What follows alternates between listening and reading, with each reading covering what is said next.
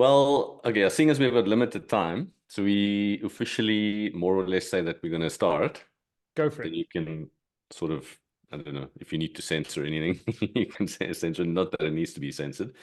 Um, so all I'm going to do quickly, I'm just going to quickly do an intro. The idea is to do, I'll just quickly sort of introduce you. And then, yeah, I've got some, I actually prepared quite a bit. So, I've got some questions here. So you're going to be You come prepared. put on the spot a bit. Um, yeah, so that's okay with you. We'll get started. Yeah, you can roll. Okay, cool. Okay, so today we are here with a good friend and colleague, Emil von Maltitz. He's down in South Africa. I'm up here in Switzerland. He is a professional photographer who does a lot of different things. Please correct me if I if I go off not off script, off topic completely. Yeah, besides running his own photographic studio, he has a photographic workshop or photographic touring company. Um, and we've known each other for quite a long time. We've been since university. It's more than 20 years. It's over 20 years now. Yeah. Yeah, not. I mean, we've drifted in and out of touch during that time, but Yeah. yeah. So in that being myself being now probably an ex-professional photographer since coming to Switzerland, I still do photography, obviously, but not on a full-time basis.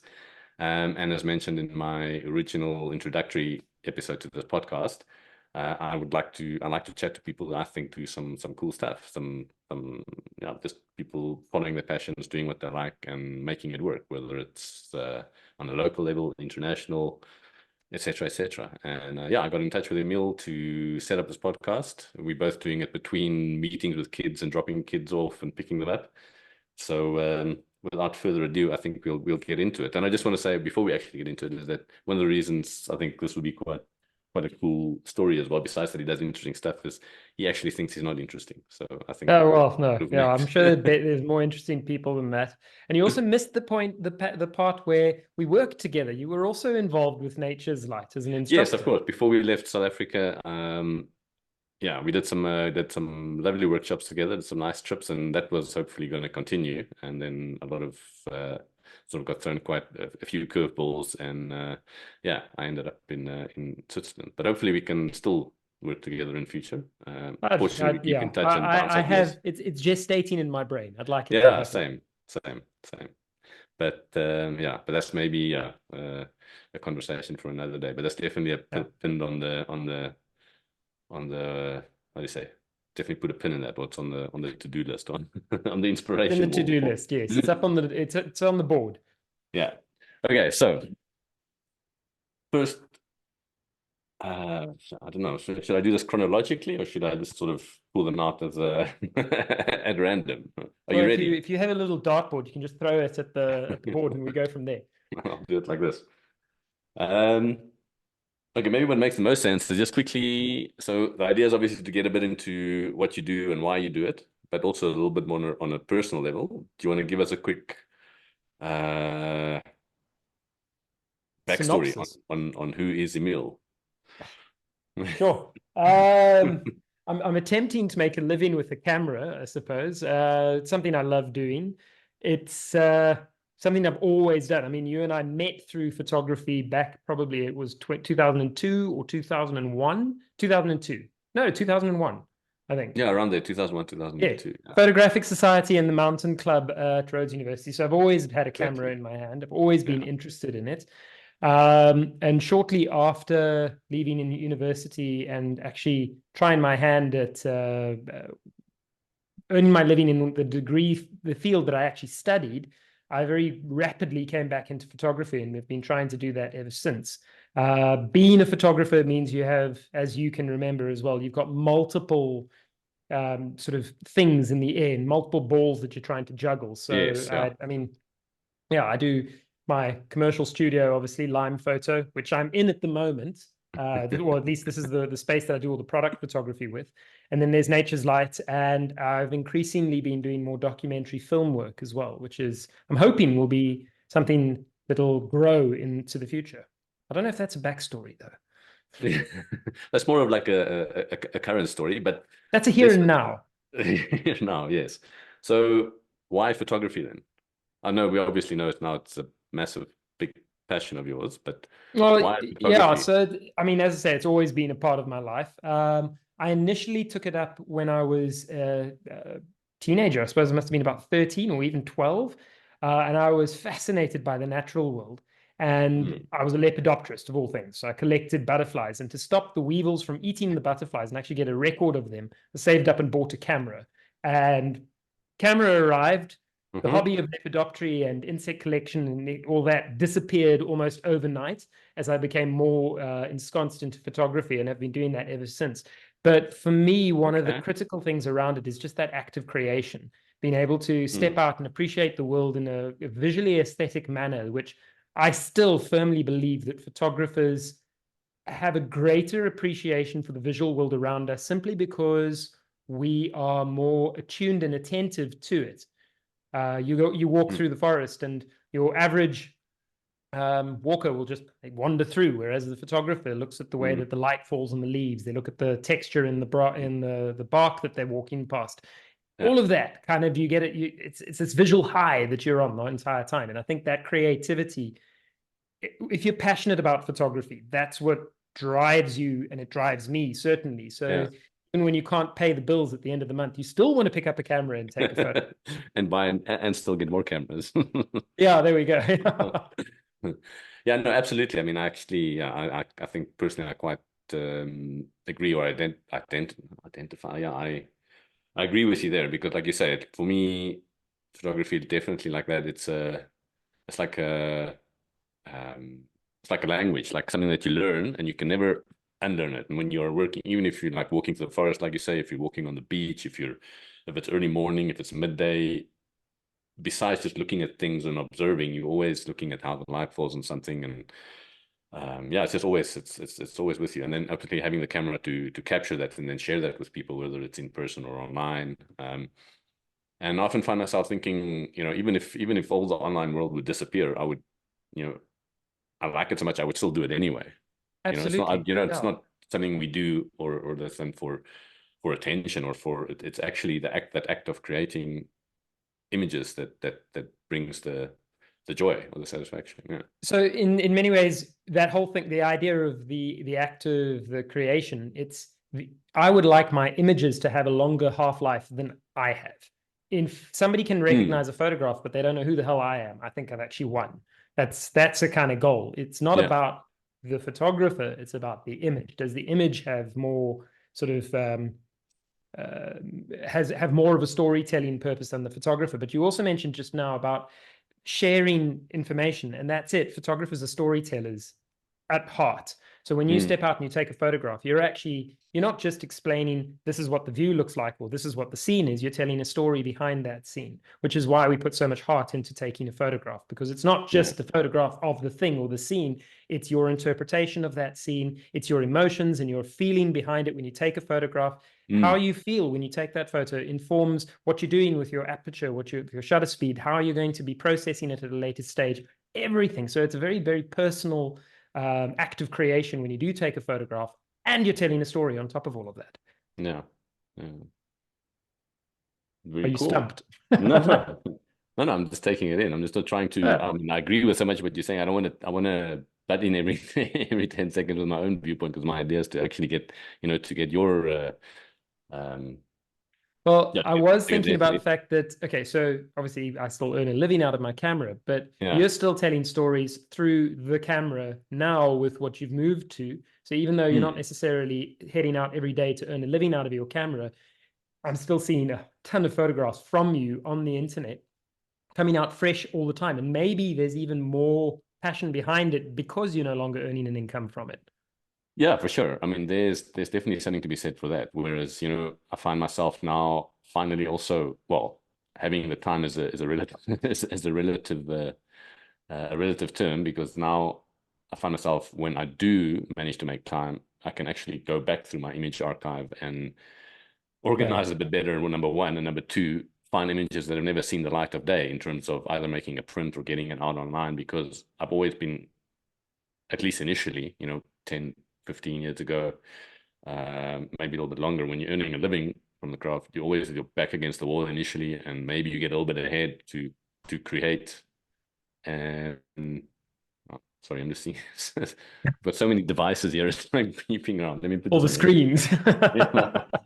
Maybe it doesn't air. So that's quite nice. Yeah. So that pressure of actually doing client work and getting that out. And now I've actually realized how in disarray my image archive is actually quite organized, but it's just not as cohesive as I would have liked. So sort of slowly working Yeah. through that, which is quite nice. And then going out, making images of landscapes when there's no pressure to, produce a print for a gallery or for a company, or to do, and just taking client work here now that the language and the connections are getting better, if it suits or if time allows, Yeah. between everything. It's nice to be able to pick what you want to do and let go the stuff that you don't feel is going to give you any Yeah, kind for of sure. And also meaning, I focusing then suppose, when on, you shoot it.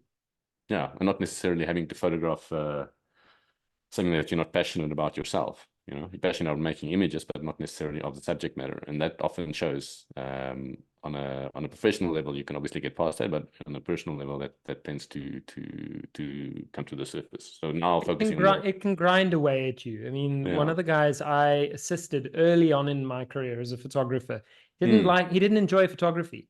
He never took any photographs for his own use or for his own sort of edification, for that matter. Okay. So he was, and I use his term a lot, a glorified Xerox machine, and he hated photography as a result. And I would hate to get to that point. So I am a glorified Xerox machine for a lot of work. I mean, we do Yeah. Yeah. floor photographs where we literally photograph floor planks and carpets that are going to go into room visualizers. It's mind-numbingly dull, but very, Mm. very technical. And because it has to be absolutely color accurate so that when it goes up to print after it's gone through the whole CMYK process, your Yeah. client can look at the photo and say, yes, that is the color of that floor. But there's no creativity that goes inside there, Mm. apart from Yeah. It's the maybe, technique. yeah. Yeah. So, But and it I can pays the see bills. if you don't stay in your photography, if you don't continue doing stuff for your soul, photography just becomes you become a technician. Yeah. You press a button and you get no joy out of it. Mm. Yeah. Yeah. I mean, there's a lot behind that, but yeah. Anyway, so brings me to the next question. Any other Okay. hobbies?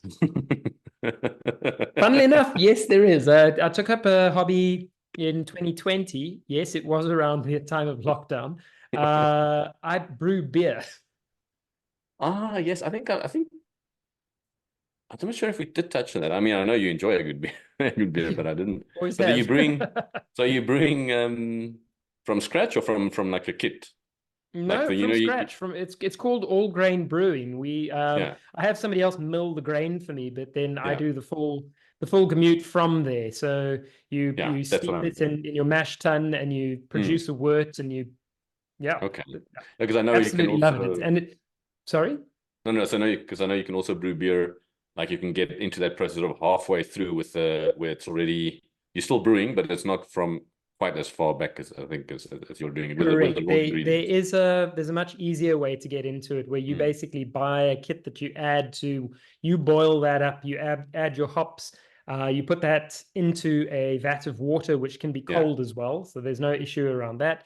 And so I'm just stopping a phone from ringing over here. There we go. And then you put it into your fermenting vessel, add the yeast, and 2, 3 weeks later you take it out, put it in some bottles with some priming sugar, and you've got beer. your But beer's I ready. quite like the whole hands-on process from the very Yeah. beginning, where you take your grains and you steep them or sparge them a big tub so that you can Yeah. get all of the sugars out of that. Yeah. So But it also lots takes of fun. yeah, yeah. I mean there's also a bit of extra equipment involved in that process. A little bit. It's you need several bits and pieces like a cooler box that you've turned into your mash tun Yeah. and a great big kettle. Well, we call it a kettle, but it's basically just a 30-liter pot or bigger. Mm. And then that's the only specific equipment that you would need And do for you that need don't necessarily. you need a cooler as well? Like a counter current counterflow to cool the beer Oh, well, yeah. So the idea is that you have to cool down your wort as quickly as possible. quickly, yeah. And for that, this is very far from photography, but anyway. Yeah, Uh, sorry. Yeah. So yes, you push cold water through that to try and cool down your wort as quickly as possible, Yeah. so that you don't have changeover of the phenols and so on. So you don't get a banana-y flavor basically in your beer right at the end. So Okay. yes, you come from also a slightly, well, I wouldn't say distilling background with your photographing wines in the past, so you know the processes quite well, I imagine. Yeah, I mean, I did brew some beer as well in Stellenbosch. Oh, did you? Okay. That's some, yeah. I mean, I was more not completely alone. We were more like two or three people always did it together. So some people had some of the gear, and so we always came together. And some people were Ah, always better at some part of the process. it seems to I be a was Stellenbosch thing, I see. well, it's a heart of the wine region, so beer adds quite well to that. But Yeah. yeah, okay. So beer brewing, and you're still Hmm. doing a lot of running. Still running. I haven't had time to really go and do much many races. I think the last race I ran was Wenny Marathon 2 years ago. Okay. So yeah. Yeah, So I haven't, but I mean, I had a 9K run this morning, and the sure, kids are getting nice. into running as well. So I had them. I went on a short 5K run with my middle daughter and my son the other day. 5Ks, So yeah, wow. I'm still running, but not as seriously as I was. Yeah. Okay, yeah, but I mean, it's just keeping the legs ticking over. That's essentially what I'm trying to do. I mean, I'm in my long run now is, well, my normal weekly or weekday run is 30 minutes. So just Oh yeah, between like at lunchtime quickly. yeah, but Or yeah, less. your 30 minutes is a lot faster, or at least more distance length than mine, I suspect. Yeah, but I don't know. We'll see. Anyway, let's move along quickly before we get too sidetracked. Yeah. So yeah, so you got into photography, became obviously a passion, and finally trying to something that you try to make a living at, a lot like I did, Hmm. and which obviously meant you had to get cameras. So what did you get, or why? I mean, I know you shoot on Nikon. Why Nikon, essentially? So probably it's historical in a way. When I first started doing photography, I actually started on an old Pentax ME Super. So this is back in the days of film, obviously. Yeah. Loved the camera, but always, and I mean, this was the early 90s. So it was Mm, before Canon really made a, well, actually, I suppose they brought out the EF lenses and the EOS mount, but it was hmm. always unobtainable. But I loved the idea of a Nikon as a child, okay, or as a teenager. Now Okay. I'd probably be a little bit more rational about my equipment choice, but in those days it was I had to have a Nikon. That was back then. So I ended up with the Nikon F3 and Hmm. absolutely loved it. And of course, when you literally grow up with the equipment in your hand, it ends up kind of being natural in the Yeah. sense of the control layout, then the lenses that you've eked your money towards. So Mm, changing systems becomes very difficult. So I got locked into Nikon literally as a 14-year-old, and have been there ever since. I and don't now know you where I'm got the going next. I took a brief sojourn into Fujifilm when they brought out the X-T1 because I absolutely loved the idea of the old retro style bodies and so on. I yeah, still same. like that concept. And I have a lot of photographers who come join us on workshops who use the not Nikon, sorry, the Fujifilm XT series and XSs, and they're Mm, great cameras. But I've always totally. just had Nikon basically. So Mm, I'm currently shooting on a Nikon D850. I am filming this on a Nikon D780, so I haven't gone mirrorless. I mm, would put that in the parentheses of yet, but it's also because of the costs involved. And quite frankly, the yeah. image quality I'm getting out of the cameras I have at the moment, you don't need to go mirrorless. Um, it's No. if the image quality is the most important thing to you, mirrorless is not necessary, but it's great, and the cameras are amazing. And certainly in terms of the film work that I've been doing, there are times when I sit there wishing I had a mirrorless camera that I could use I could film with it Yeah. to my eye so that I can get better stability while I'm shooting some of the Okay. documentary stuff, Yeah. particularly in low light. And Mm, so yes, there are good benefits to going mirrorless, but yeah, I'm still on DSLR. okay. Yeah. Yeah. And I mean, the D850 is a absolutely monstrously amazing DSLR camera. Yeah, you had one Um, briefly, yeah, I I had one remember. briefly, and then I sold it. That's because the files were just killed my computer at the time. I think I got it quite early on in its releases. I managed to pick one up, but Mm. I soon came to my well, I came to my senses because I had to go into a bit of temporary credit card debt to get it, which I was going to recoup the next month with some project lined up. But then anyway, that's another story. But yeah, I think I have to agree with you there in terms of mirrorless, because like, I've gone down that route. But I still have my I mean, well, if I can take a step back also, I mean, I ended up with Nikon because of my very first SLR happened to be a Nikon FM2 that I bought from a local photographer back in Iceland where I grew up, and yeah, also just ended up by chance with Nikon. Very happy I did, because I think if I have to take a quick overview of the whole camera ecosystem at the moment, even if you include mirrorless, but maybe excluding mirrorless, Nikon for me, and again, maybe it's like you said, it's that bias of actually having it in your hand on a daily basis for such a long time. It just makes the most sense. If you look at Canon, I mean, yeah, they do a lot of great things, but the layout on the body, where the dials are, how they work, how sensitive they are, it's not that intuitive for me. And the same also. I've never felt like it is natural, particularly with the way that your thumb and your fingers move around the dials and everything. Absolutely. No offense to any Canon users out there. Sorry. Look, ultimately, at the end of the day, they're all tools. It doesn't really matter what you use. And it's the image quality out of all of them is phenomenal. Fujifilms are incredible. I'm still blown away by the little Olympuses, and I think you've got an Olympus now, or did you say you've got a Panasonic? No, I've got some Panasonic cameras. Micro Four Thirds ones. Yeah, Micro Four Thirds. Panasonic the G9, which is amazing, which actually reminds me a lot of the Nikons, but older Nikons. And then I picked up a GX9, which is like a rangefinder, which is lovely. Yeah. Sam, I'm just going to pause you for a second. Can you hear the battery on my battery pack at the moment? No. Okay. Hopefully can you hear it, obviously? Give me 2 seconds, and I'm quickly going to shift that round out the door so that I don't get the whir. Okay. Okay, cool. No worries. Okay, so while Emil is away, let me guys quickly see where we are here with the questions.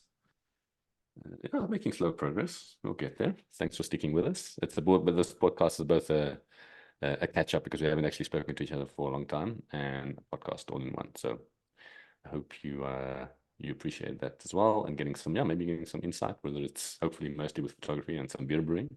Beer brewing is a remarkably fun hobby. Plus you get the beer. Are you still there? I'm coming back. Okay. Right, there we go. That should be better. Sorry, the whole problem of load shedding and batteries and trying to sort out that I can actually have a light on. Otherwise, we'd be in the dark right now. Oh, yeah, but you've got a light through a modifier at the moment there.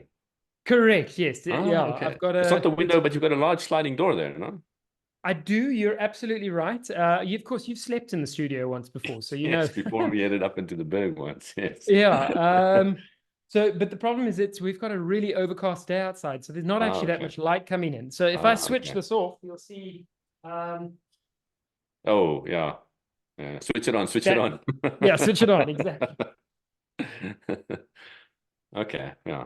Right. I mean, load shedding, especially with studio work and lighting, and although a lot of that stuff, it's from battery packs, but it obviously needs to be charged. And once they're empty, so look, a lot of things are battery based, and everybody they learn to get by, basically. Yeah. Oh crud. What? No, that's correct. Sorry, no, something. Just recordings. Good to make sure. They learn to get by, and I mean, we've got this little battery pack that we use regularly. It can power 2 iMacs for 2 hours, or one for 4 hours, and obviously we've got battery packs on most of our lights now, which we've had to do because of load shedding, which is basically just a government euphemism for rolling blackout. But anyway, yeah, I have to admit that's something you don't miss. I don't miss. It is quite funny when you speak to people here about it, like try and explain to them what load shedding is. They're like, what do you mean the government can't supply enough electricity for everyone? Yeah. That doesn't, you can see them thinking like it doesn't make any sense. It doesn't register, it doesn't compute. Yeah. And then you try to explain that this is a regular thing, and you even have a schedule. So you know you're not going to have Absolutely. power for 2 hours a day at this time and then this time and Yeah. then that time. So But you still yeah, have to pay for everything. correct. Oh, and Yeah. the prices go up all the time as well. Yeah. So yeah. Yeah. Oh, it's Okay. fun. So, but I'm glad. Yeah, I'm glad we could manage to sort it out in between everything. Okay, so we Yeah. got to Nikon. I think I actually wanted to still quickly just add something there because you mentioned the Fujifilm and the mirrorless and like whether it's necessary or not. And Mm. I've obviously gone a bit down the mirrorless route, like I was getting to that. Yeah, I mean at the moment I still have my DSLR, my Nikon D810, and I've picked up a D3, like I mentioned, Oh, which is really? actually Yeah. a lovely camera. They are. Um, Yeah. Main reason why I picked up the D3 is one. I mean, I think maybe you can relate. So growing up or being a professional photographer at the time, or aspiring or semi-professional. I mean, you had the Nikons, with the normal size bodies, but the pro level bodies were always the big ones. That's Like you it. could turn them portrait and still have like that was always like if you had that was like in the DSLR era or the SLR era, that was the sign of someone you were really a pro when you had that big, massive, heavy Yeah. camera body. And I never managed to be able to afford it back when I was actually being a poor professional photographer. So now that I'm not done, that actually DSLR is actually quite affordable if you pick them up secondhand. They I mean, are. I still Yes. love how they look and how they feel in the hand and that weight. And the D3 also happened to be the first full frame digital camera produced by Nikon. If I have my Yeah. facts The correct. D3 it's one of the nicest cameras to hold. I had a D3X for a while, but you were talking about the having the battery pack cameras, and I mean the camera of choice that I was using when I met you was the Nikon F4S. Still to this day one of my favorite cameras. Hmm. Yeah, I still have my FM2 and I've got an F3 as well for I my. remember your FM2. Yeah. And I think that's also what was so nice about the Fujifilms. That reminded me a lot of the layout and how those cameras work with the manual dials, and it just was so Yeah. natural to use. I think even now, my mirrorless, my Panasonics, I find, although I'm slowly getting more used to the all the auto features, I'm still probably to a large extent using my fancy modern cameras like I use my my old film cameras because I got so used to that. I don't. You feel when I find when people say you got auto this and auto that and let the camera do this for you. I don't know. I never got so far down that. Anyway, Yeah, yeah, no. I mean, even though I've got a D850 and all the modern cameras and so on, I'm still invariably in manual mode and quite often in yeah, manual focus. yeah. I mean, I haven't used face detect focus for anything. Like just all manual or single point. I'm so used to doing Well, that. okay, I do use Focus, it for one reframe, thing. focus, reframe. Yeah, there is one reason I've come to kind of rely on face focus, and that's only when I can get it to work, and that's when I'm doing this because I've got the camera there, and if I move around, it Oh should yeah, actually like that. focus. I Yeah. hope. So Or you can really go like completely hands off and just use an iPhone because that just does everything.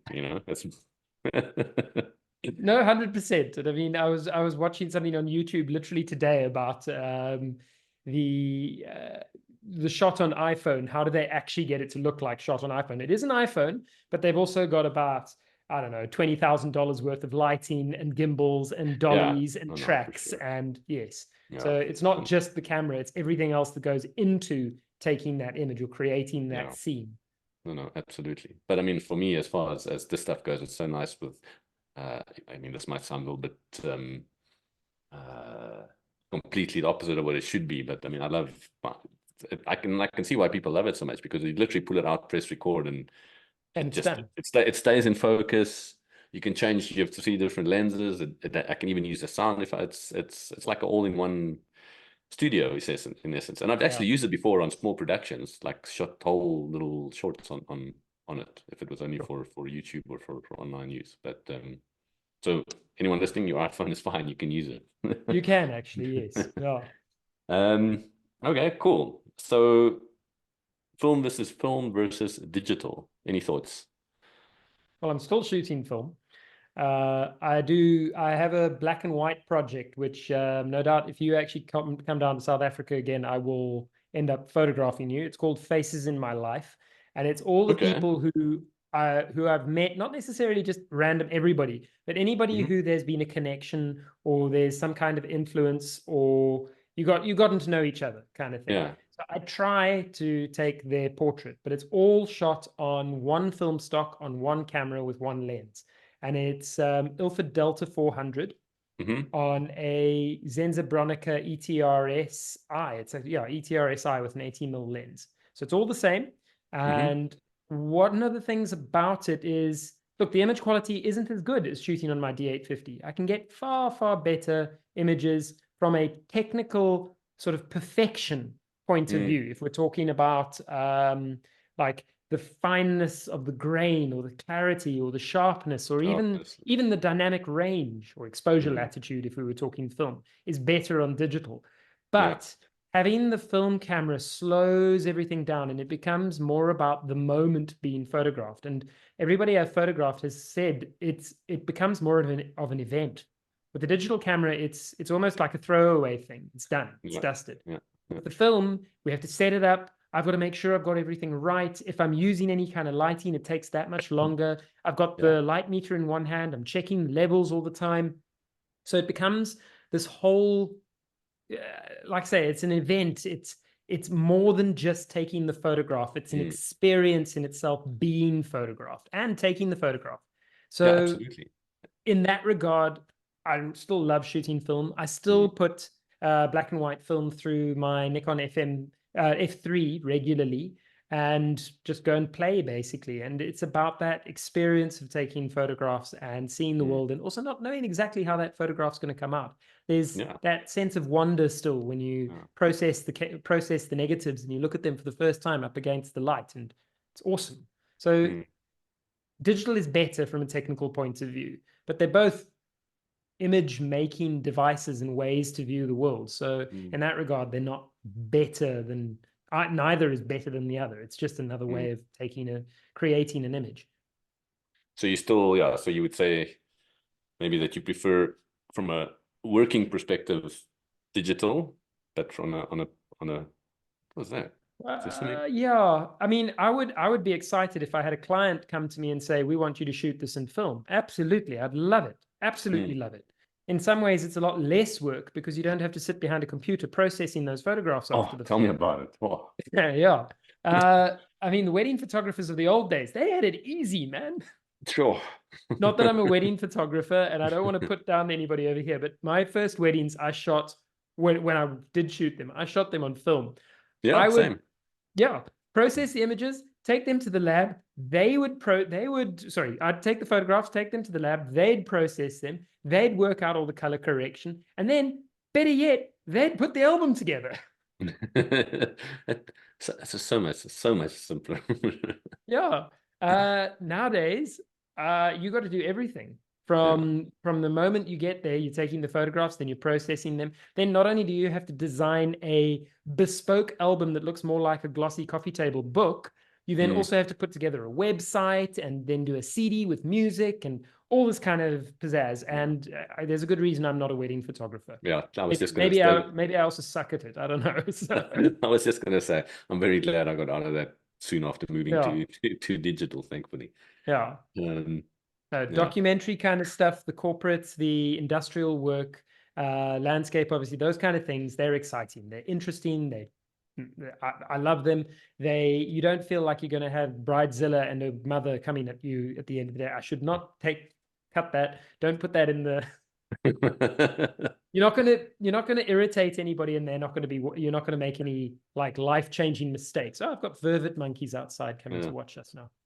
Yeah. So, Speaking of vivid monkeys, I've got this. I don't know whether it's the Zoom or whether it's something I'm doing with my hands, but I've got. keep saying thumbs up. I can see it too. You can see it too. I don't know if it's something in my hand, like it pops up on the screen. I was like, come I was like, are you on. doing this on YouTube or something? I have no idea. Maybe someone is watching it already and doing a live. Yeah, Come but back as for far later. We've got the better quality ones from the cameras. but with regard to film, I think there was this big excitement. I think we both can relate because we grew up and sort of also moved into the initial parts of a full-time photography career with film. And then when digital came along, there was this big excitement of moving to digital because of cutting out a lot of the steps between developing and the waiting time, and you can instantly Yeah. see blah blah blah. but I think there's also along the way lost a lot of that personality and the thing that made photography special in a big way. And if you look at a lot of the what we now, I mean, we call them the like in painting, the old masters, or the famous photographers back in the film era, like Besson and those guys, where a lot of the images weren't always technically sharp or in focus or framed technically correct, but it was the emotion that the image evoked in the viewer, which was made the image have that large impact. That Absolutely. I mean, if you just think about Alfred Stieglitz and Robert Capa, okay, so two different eras, but I mean, Alfred Stieglitz, he was supposedly part of the sort of the romantic period in a way. I'm trying to remember, it was not postmodernism. I'll think of it in a moment. But anyway, his images are not sharp. And Robert Capa, his most famous photographs were a complete cock-up when it came around to the processing of the photographs, because they were processed in boiling water. So those are the ones of the D-Day landing. So they're badly exposed. The emulsion literally slipped in some places, and in a lot of the cases, the photographs aren't even in focus. But as you said, it's the moment and the emotion and the raw power behind those photographs that make them fantastic. Cartier-Bresson, a lot of his photographs are also, they're ever so slightly soft, still amazing. I think you can reel off all of them. The technical perfection only really started to become a thing, I think, in the late 1980s. And that's when you start seeing National Geographic photographers in particular, where all of the images are absolutely crystal pin sharp. And then going into digital, that became more and more and more of a thing. Yeah, I mean, in a way, and like I said, for many applications, that's great. But I think it's also taken a lot of the soul out of photography today. Whereas a lot of the maybe it's just because my YouTube feed has been tailored to a lot of the stuff I end up watching. But on the photography side, so many videos on which camera, which sensor is more noisy than this one, and blah blah blah. And it's painful sometimes to see the amount of videos that produced on that versus something like the just understanding of classic photography techniques, or just understanding how to express yourself in the image that you're taking, or conveying the message that you want to convey by using, whether it's an iPhone or a D850 or a Canon camera. It's the same square in which you have to compose the image in my opinion, you know. But yeah, I mean, I think that's a philosophical discussion that can definitely, we might have to crack open some wine if we head down that route. Well, I was just thinking, it's also it's what people are doing with their photography. Why are you a photographer? You're a photographer because you're wanting to create an image, or because do you like the toys, or do you like doing the things that photography takes you to do? So for instance, if you're into mountain biking, but you're capturing it on a camera, what are you more interested in? Capturing the image or the mountain biking? For a lot of photographers, I think it's the gear. It's not necessarily the photograph, and they are probably the predominant number of photographers out there. And again, maybe I'm going to get some flack for saying this, but when the gear is more important than what you're photographing and how you are conveying that, you need to take a close look at why you're doing photography. But you know what? There's nothing wrong with that either. Boys' toys, and this is something that I find in particular. I can relate as well. I mean, both cameras and other stuff. I mean, I do it as well. I find myself on YouTube all the time going, oh, well, that's nice. And, you get excited about it. Now, the interesting thing I've found is that some of the most creative photographers that I've met have been women. Because, and again, I don't want to put into kind of, put it into left and right and male and female and all that kind of thing. But by and large, and maybe it's a truism, I don't know, but a lot of women photographers that I've met are not hung up on equipment. Whereas the men, it's all about the equipment.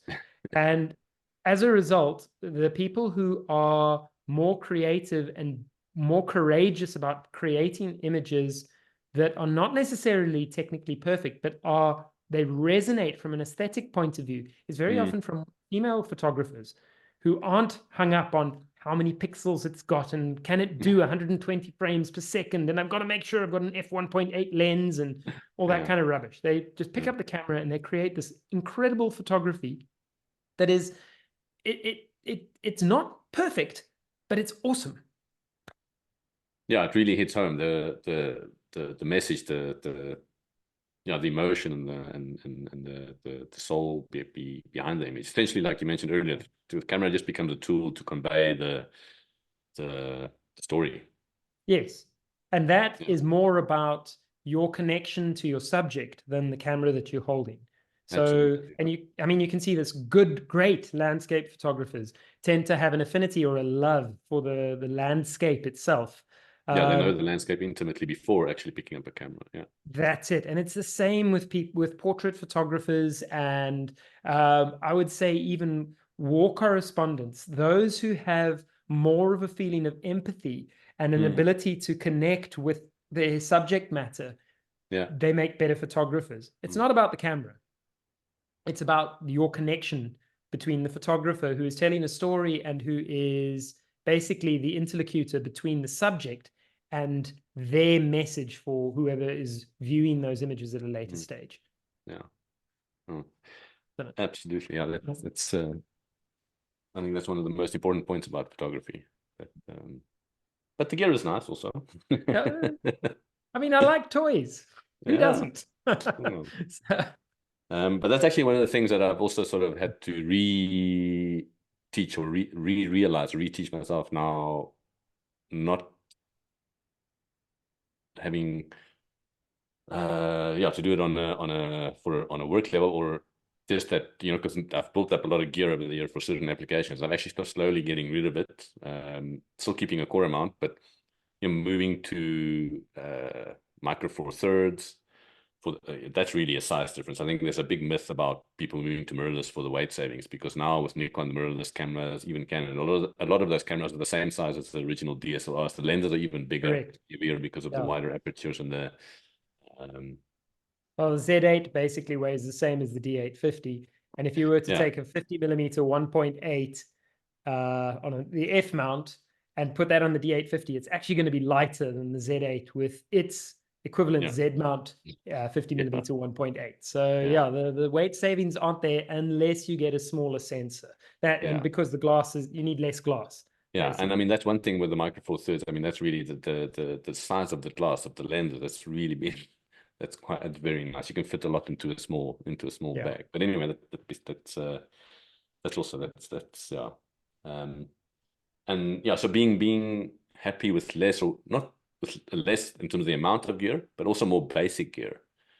And also finding I have different needs now for what the gear has to do for me in my different applications and things that I want to take the gear on, which is also a cool process. But that's something I'm also working towards producing a little, whether it's a blog post or a newsletter series, or even if it's a series of short videos. And that's the fun part as well. That's sort of now, besides this podcast, my Alpine Dispatches blog, that's become a sort of a way for me to express myself photographically, which I'm actually enjoying immensely, because like you mentioned earlier, it's something I can do. I do it for me. I'm not doing it for someone. Well, they look good so far. I'm one of your followers. So. Thanks, appreciate it. Not just your mom. Yeah, she's what can you do? You can't ban them. You can't ban your parents from the internet. You've got to roll with it. Anyway, so moving along quickly. Yeah, I've got to go and fetch children as well from school in a moment. So how many minutes do you have? I've got about another 10. Okay, yeah, more or less the same. So quick. Okay, so yeah, we might have to do a recap. Season episode season 2 or 3.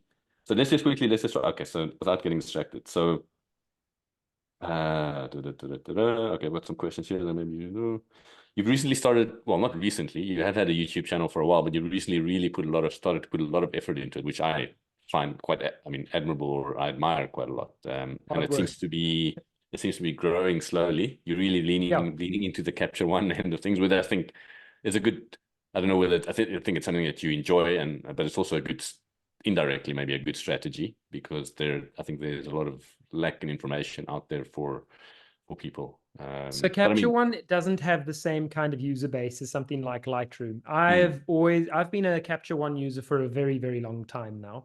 mm, Dipped out of it a while back, but then re-entered again, probably 7 years ago, 8 years ago, and have been using it subsequently since then. And one of the things I discovered when I was getting into YouTube was there is, as you just mentioned, not so much a dearth of information, but it's not exactly as abundant as the mm, Adobe suites. So yes, maybe as a strategy, it's a fairly good strategy to do that, but it's something I know. yeah, So effectively, the YouTube channel is starting with what I know, which is going to be things like Capture One for a mm, start, and then tripods, obviously, because I have been working with Leo Photo for the past 4 years now, 5 years. mm, yeah, So I know I'm a tripod nerd of note. So yeah. as a result, I talk about tripods. As it is, I'm going to Morocco in 2 weeks' time, and I'm going to be taking 2 new tripods with me to review while I'm there. Okay, oh, very Um, cool. yeah, so I'm looking forward to that. Actually, it's going to be quite cool. Yeah, it's a new recce trip with Nature's Light. We've got a bunch of what we call our super togs, or photographers who've traveled with us before, who they Mm. heard we were doing a recce and they said, "Cool, can we join?" So they're coming along as well. And if it works out, we will add it to our annual itinerary and hopefully Awesome. run it every second year or something like that. Yeah. Yeah. We're in Anyway, but we're yes, yeah. So we're that's in where the Morocco. YouTube channel's going. Yeah. We're in Morocco. We're doing a circuit. So we're starting off in Casablanca, then Mhm. traveling up north along the coast, and then in towards the Atlas Mountains and Yeah. Fez. We visit Chefchaouen there, the Blue City, which everybody knows about, and Hmm. then come down through the Atlas Mountains, have a spell in the Sahara Desert before heading along the base of the Atlas Mountains towards Marrakesh, where we finish off. Okay, awesome. Yeah. Have Wow, you sounds been? really cool. No, not yet. It's not far from Not. here, but I like that answer. Not yet. not yet. No, it's always not yet. I would love to go at some stage. Yeah. Anyway, keeping on track, staying on track, staying on track. Let's see what other, I've got some. If you've got any if anybody out there feels like it, come subscribe to my YouTube channel. It makes a difference. Yeah, yeah, I'll put the links down in this Oh, description. shot, thanks. Yeah. Um, Something like that. So yeah, I mean, we've touched on Capture One, but in terms of your editing philosophy, like we talked about film, how hands off that was, how nice that was. Now we're in the digital era where often editing is a massive part of the Huge. finished product or the process at least. And Yeah. I find myself the last while I've moved sort of oscillated between a lot of editing and less editing, and then very complex editing for a lot of my product work. But now that I'm just Yeah. doing stuff for myself and often very limited amounts of time, I find myself now doing maybe a tenth of what I normally do to an image. Okay. Yeah. I mean, besides just doing the normal, exposure correction, highlights, shadows, Yeah. whites, The blacks. kind of stuff you would have done in the photo lab, basically. Essentially, yeah. I mean, I leave a lot of the like color grading. I leave all that stuff alone because I mean, essentially, a lot of my work being sort of more at the moment more adventure or outdoor landscape based. In my mind, I want it to look like when I saw it, Correct. Yeah. and more, yeah, so more realistic. I'm not going to put in another moon or a sky or a, and also, I mean, I don't want to spend 5 hours behind the computer. I'd rather be out making images. So, but anyway, so Yeah. getting back to your editing philosophy at the moment. So I'm also in that vein. What I see is how I want it to look at the end, even if that happens to be me seeing it through rose-tinted glasses. I want it to convey how I felt and how what I Mhm. saw, even if it's in my imagination in front of me. So I don't do the sky replacements and all that kind of stuff either. I want it to be as natural as possible. So Yeah. I have an affinity towards some of these new salons that have come out, like the the Natural Landscape Photographer of the Year based in the UK, and South Africa's own South African Photographer of the Year, which has taken the same ethos of being completely natural. So yes, Yeah. you can still do things like your panoramic stitch and you can still do Mm, focus stacking, but the ethos behind it is that you represent the scene as accurately as what it was. mm, It's natural. It's yeah. not It's not over the top. So some Mm. images might have more editing potentially, especially complex images where the shadow and the light just didn't seem to gel very nicely, and it's Mm. not how I remembered it. But apart from that, the work that gets the most sort of attention tends to be exactly like you were saying, your product photography.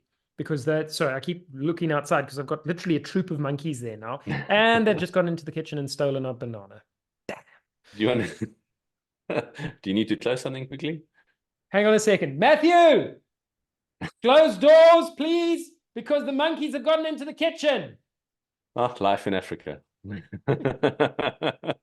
Ah, yeah. Anyway. Yeah, I mean, I think, yeah, to that, speaking to that as natural as possible, but also, like I said, still conveying a little bit of the feeling of what it was like to be there. So, I mean, it's not going to be, you know, the There goes another vibrancy or the one. saturation. It's not going to be dialed up all the way to 100%, but Yeah. there's going to be a little bit of editing on that side if needed. Yeah, both creative vision and time allowing. Yeah. No, I agree with you. You try and keep it as natural as possible, as Yeah. authentic, I think is the right Mm. word for it. Yeah. But it's also about showing the moment that you were there. So Yeah. put some effort into actually being there in the first place. Mm. Yeah. Okay. And then, so coming back quickly to Nature's Light, I've Hmm. been involved there. Obviously, you guys do a lot of awesome trips. What is not how can I say it? What's What coming would up? you, no, yeah, well, before we get to what's coming up, what can someone expect if they come on a trip with Nature's Light? So the workshops they're all small group workshops. So the idea is that you're going to an amazing location, but with a small group. You don't want to have like a million other photographers around you. Mm. One of the guys who we work with, and well, he's the other partner, Nick, he talks about tripod rage when you have just too many people in one location. Now mosquitoes. Uh, Too many people in one location Yeah. and you just want to murder them because they're getting in your shot or whatever. Yeah. So it's small group workshops, great locations, one-on-one kind of interaction with the instructors that you've got. So we've got a 3-to-1 photographer instructor ratio. So if Mm. there's 6 guests, which is our maximum, we don't take more than 6 photographers with us. There's 2 instructors, so Yeah. that Sure. you've got. Really. Yeah. Yeah, I think it's an industry best actually. Mm. Unfortunately, it does take the price a little bit up, but not astronomically. A lot of people think, "Gosh, now you're going to be the most expensive workshop on the planet." But because we're South Africans and we earn measly South African salaries, we're actually not that expensive in comparison to some of the big Comparatively names that speaking. you're going to get in the States and Europe and England and Britain, for instance. Yeah. So I think they are relatively well priced, and we Yeah. go to some amazing locations. And the other thing is we try to find locations that are not over photographed. So yes, we do Iceland, but we also do places like Madagascar, and I'm going to Namibia's north in 2 months' time, which is hardly ever photographed. People know Right. about Etosha, but then they don't go up to the Kanani River and Ipupa Falls, and very few workshops go as far as Puros, for instance, which is in the middle of the desert in this great Yeah. near the Huarazib Yeah. River Valley. I think you've been there actually. Yeah, I've Yeah, done that once or twice, but not dedicated photographic trips. But yeah, yeah, I mean that trip is something, that's definitely something for the uh to put on the wish list or to in terms of photography in the yeah, north. yeah. Yeah, and you So guys those also, are those are some of the places we yeah. go. And yeah, I mean, you'll no doubt put links and stuff down in the bottom. We're always looking for new locations as well. And I mean, we're hoping to open up for a workshop in Zanzibar. We are potentially going to be doing one in Madagascar's north next year as well. So Okay. completely new area to our usual workshop location. Mm-hmm. And Chris, who you remember from Yes, yeah. marching up a mountain with, is supposed to be opening up a route into Vietnam and Cambodia for us at some point. Okay. I think I remember. Yeah, he has got some history there, I believe. Yeah, that's right. He did Yeah. quite a lot of So, work there between working for Getty and Gallo Images and then forming his own photography kind of studio. yeah, yeah. Okay. Yeah, I mean, I have to admit, sometimes I'm quite jealous to see how things are. Not jealous, like yeah, FOMO for see how things are progressing there with Nature's Light and not being able to be a part of that at the Well, moment. you let us know and you can come back. Yeah. Yeah, I think some people might have something to say about that, but yeah, maybe we could do some trips in the future. Definitely, yeah, and to do some stuff around Europe soon. I mean, yeah, I'm still getting my head around everything, all the legalities, and because Switzerland especially is very formal in terms of Yeah. that type of arrangements in terms of insurance and guiding fees and that type of stuff. But yeah, I mean, it's always in the back of my mind when I speak to people, especially yeah, in our region, because I think here you can definitely do some very nice active photography trips in terms of hiking, overnighting in the It mountains, looks beautiful really lakes, some cool. glaciers. It's really, yeah, there's Yeah. potential. Um, but yeah, that's something that hopefully we can get to in the future. Okay, so we covered. I think we managed to cover the wine versus beer. Although I think you enjoy wine as well. Love wine. Maybe at Excellent. I think heart, I'm an everyone with kids, alcoholic. I think everyone with kids tend to enjoy a glass of Yeah. wine in the or needs a glass of wine in the evening. If you had to choose one lens for the rest of your life, what focal length would it be? We know Probably which a brand it will 24 be, but millimeter. 24. Okay, Mm. interesting. Yeah. It's wide enough for decent wide angle. I can always stitch if I want to go wider. Mm, And I've used it for environmental portraiture, particularly like industrial stuff, a lot. It's a great lens. And if I yeah. really need to, I can always crop in a little bit. Whereas, yeah, Mm, longer lenses are sometimes harder. So 24, mm, absolutely. okay. Yeah, I think I'd have to agree with you if I were, although I'm not completely agreeing with you. I'm saying it's a good choice. Yeah. But I find myself here, especially in the high mountains. I mean, Drakensberg would be the same. Like, I find myself actually like longer lenses are much more valuable to me because I can Hmm. isolate aspects and No, that's a um, good point. pull I mean, I use having my that compression with especially if you're photographing over the peaks, but you can isolate small aspects whether it's a mountain hat against the background or a yeah. ridge against a higher peak in the background. Where they have a wide angle lens, you need a foreground, and quite often foregrounds and then the peaks in the background are diminished in terms They're of diminished. yeah, That's yeah. kind of why I like the 24 because I think it's the widest you can go before your lens starts diminishing, at Mm, least the mountains start getting smaller. I use my 70 to 200 f4 in the mountains all the time as mm, well. But in terms of only one lens for the rest of my life, then I would go wide if it was yeah, only one lens. But yeah. chances are, if you said take two lenses, I'd then go to like 135 is the next one. Yeah. If it's a You must prime, say two if it's a lenses, yeah. zoom, it would be a 70 to 200. Yeah. Yeah, no, for sure. Yeah, I think I might go with 30 with 35. I don't really enjoy that 35. focal length. Yeah. Yeah, Uh, and you can still crop. I mean, my other favorite lens is still a 40 millimeter manual focus Voigtlander lens, uh, okay. and it's 40 mils, but it's wide enough that it feels like a 35, but it's tight enough that it's got that intimacy. So I Mm, absolutely adore that lens. yeah. Yeah, and if your subject's not moving massively fast or landscape, especially like not only panorama, you can get up and down and wider and Yeah, by stitching. yeah. Um, Well, I yeah. mean, my last YouTube video, which was all about panoramic stitching, the shot of me is actually with that little 40 millimeter lens, but I'm getting a 24 millimeter equivalent as a result of the stitch that I'm doing. Yeah. Yeah. Yeah. Okay. Yeah. I am I going think to have to run yeah. before I have my eldest daughter screaming at me that I'm late to pick her up. Yes. Okay. No, so yeah, perfect. I think I have to soon go as well. I've got a few more minutes than you, but yeah, so I just want to say thanks very much for allowing us to catch up in this podcast format. It's Really fun. appreciate Yeah. it. And I think we definitely have to do a follow-up because I've got some more questions here. But given everything, I think we did quite well to make it work. And Cool. Thanks. yeah, other than that, I wish you a good rest of the day there. And yeah, I hope you can still get to Switzerland at some stage, whether it's with or without the family, preferably with. There's enough space, but I would very much like that. But yeah, just man, keep shooting. I'm loving your stuff. So I always see it, and you also make me jealous about the places you get to go and photograph.